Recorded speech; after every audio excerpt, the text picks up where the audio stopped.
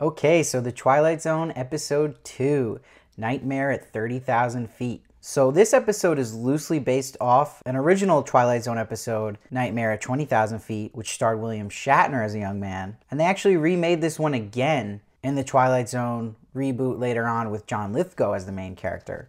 So here we are with the third attempt, but now we're 10,000 feet higher. And our leading man this time is Adam Scott, mostly known for Parks and Rec and comedic roles like Step Brothers. But if you haven't watched Big Little Lies, I suggest you watch that. He is in that, and that is one of the serious roles he has done, and he is great at it. So it was no surprise he got this part to me. So we see he's an investigative journalist, Justin Sanderson, and he's at an airport, and at the concession stand, he sees his article written in a magazine. But there's also a magazine that's like an Entertainment Weekly that has Samir from episode 1, which is a nice touch, connecting them both in the Twilight Zone together. So big thing here is when he's looking at this issue that he worked on, this suspicious person who's a fan of his, Joe, appears. My theory watching this episode is that Joe is definitely not real. Throughout the whole episode, no one else talks to him except for a moment or two when he's running back to the cockpit to take over the plane, which I still think you can let slide and imagine that still being Justin. And why it makes sense as well is because Joe says yes to every inch of paranoia that Justin is having. And it makes sense where he appears because it's right before his flight. It's when he's at this airport where his PTSD would be triggered and result in some sort of schizophrenic episode. And when we see Justin talks to his wife on the phone, his wife's telling him he really shouldn't go on this trip. And he even says himself he saw horrific stuff on his last trip, but the past is the past. And what kind of leads more into his paranoia, or I believe schizophrenic state as well, is intense curiosity and attachment to conspiracy and superstitions. Right away, he's noticing his flight is leaving at 10:15 on October 15th. The cinematography in this episode especially was really good. There was constant use of obscure camera angles just to make this seem really eerie and also feel not real. So he finds this MP3 player at his seat that has a podcast on it. And its episode is The Tragic Mystery of Flight 1015. And what I really liked, this was a cool concept and a nice take on the original episode, because really all they took from the original episode was having a man paranoid on a flight, seeing something or hearing something that other people aren't. But this was original and a cool thought to have this podcast basically telling him in the current time what's going to happen to him. And what that does is you hear something it says and now you're bracing for it, just like him. And it puts you right in his shoes. And I really like here in the beginning, they show a couple of shots of him looking out the window at the wing and it's raining really hard. It's a nice little shout out to the original episode because that was where most of the episode took place, him viewing that. And then they also, shot for shot, showed from the exterior of the plane the shot where William Shatner was looking out. Now it's Adam Scott. So again, nice little touch with the camera, throwing some praise to that old episode. I did have one technical complaint this episode. When they first showed Jordan Peele appear and talk to everyone on the flight monitors, it was a cool idea and it looked sick, but the audio was really hard to hear and not clear. It was way too faint. It's almost like the sound mixer forgot to crank that audio up and even it out, especially when it's important lines from the narrator of the show. There was some silly moments here, especially the one that rubbed me the wrong way was when he first is trying to convince the bald man next to him to listen to this podcast so he's not crazy. And the guy's like, I don't want to get lice. That's fine and all a little cheesy, but it's even cornier that he just runs away.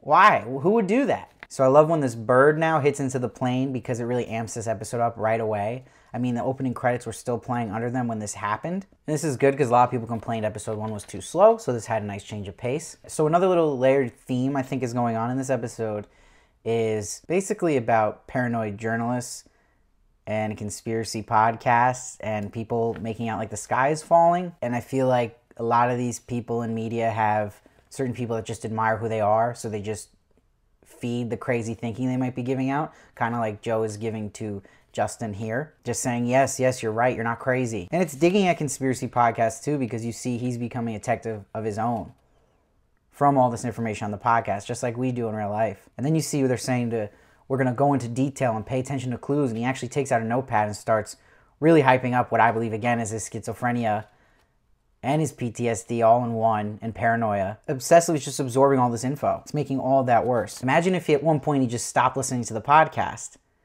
Then I believe none of this would have happened. It's like a drug, we're addicted to it. It's like we're worrying something bad's gonna happen, or we're making something that's not there just to entertain ourselves, and it actually comes true. It's like giving yourself your own bad prophecy, fulfilling it in your own way. And there's a little nice turnaround in this character and little important shots they show where when he first got on the plane, we see he's a nice guy, good intentions. He lets the woman and her baby take his seat. But when he starts becoming nuts and a prick to everyone, it's because of his paranoia. And this starts right when he tells two passengers to turn off their tablet. And you could see when the narrator in this podcast is talking about this Russian mob conspiracy he has. This is very familiar to current times with a lot of conspiracies about Russia. So there was obviously a point in that. But also he falls right into this trap that they're giving him without much meat to their theory. He's just going for it. Again, something we all do. And you see this when he goes and approaches these Russian guys and accuses them of terrorist activity. And it's a giant mess. And the only one he's not suspicious of on this flight is Joe, which I believe, again, is a part of himself. And that is why. And you could even take the race card here and say it's because he's a white male like himself. So like he says, he thinks he's an air marshal. Why would that be? And you see these are all different races he's kind of accusing at some point. Again, a guy with good intentions. But this behavior just comes from his irrational thinking and paranoia. And what is actually quite brilliant here is he's looking for the terrorist of this flight, and in doing that, he becomes a terrorist of this flight himself. So a big hint to this end of the episode is when the podcaster says, now Justin Sanderson was under suspicion of this flight going down. He forgot to look at himself, which is exactly the line Jordan Peele is going to say at the end of this episode. One twist I didn't like here was the girl in the hoodie being the flight marshal. That was weirdly placed, oddly timed. It was a weird scene. She was just standing there and says it and then laces up his hands. And she decides to do this way late in the game when she's been watching him this whole time. And we didn't hear a word from her before, so it kind of just felt like not earned of a twist. It was kind of corny and shoved in there. But then, once we're revealed she's the air marshal and she sits next to him, she does have some really good lines. She said, nothing is going to happen to this plane. There are people that can help you when you get down. So this is her basically saying she knows he's having a mental breakdown. And the best line of the episode, being wrong is an easier scenario to wrap your head around because it is reality and it is one that you can recover from. Again, this is taking a little dig too at these type of people who can never admit, hey, I'm just wrong here. And that's actually better for them. It's more healthy. Him thinking he's right, him obsessing over this has to be what's happening and can't just take a step back is causing his suffering. This is something we all struggle with. And a good line here of the podcast host saying, the mystery of Flight 105 endures in our imagination because we have so many pieces of the puzzle, but no definite answers. Again, we get obsessed. Same thing with true crime podcasts. Same thing with just TV shows too. We got to get our closure. That's where it becomes a drug. It's like maddening for us. We figure out how to just let things be and sometimes just see things as they are on the surface. Not everything is a conspiracy. And now we see Joe appears again. He convinces him to put everyone to sleep with the oxygen, and he realizes Joe's a pilot again. And this is where I believe his schizophrenia is really kicking in. It's actually himself.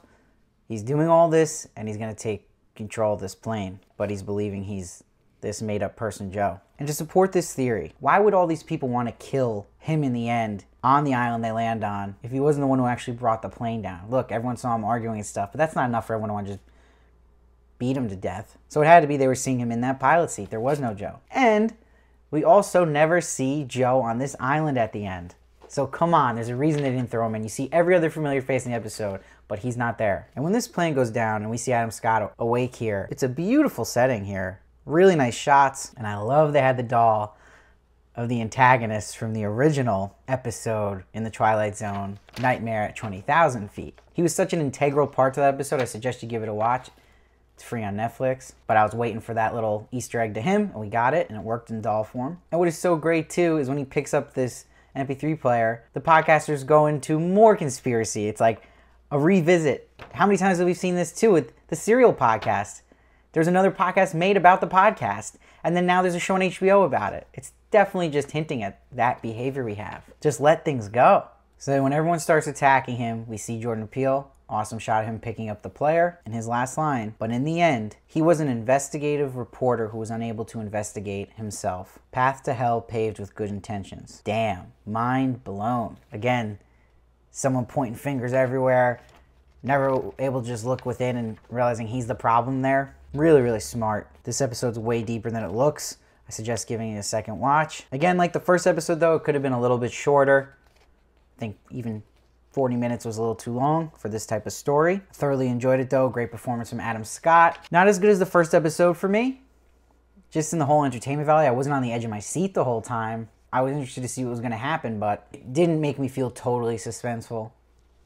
But it had really good themes. It looked great, good acting. So I'm going to give this one an 8.6. Let me know what you thought of this episode down below. I read every comment and try to respond to as many as I can. Please subscribe so you don't miss one of my reviews of The Twilight Zone. I'll be doing every episode of this season. And please follow me at SteveVarley1 on Twitter and Instagram. There you will see bonus movie reviews I do that you can only get on those platforms. So you don't want to miss those. And I'll see you next time.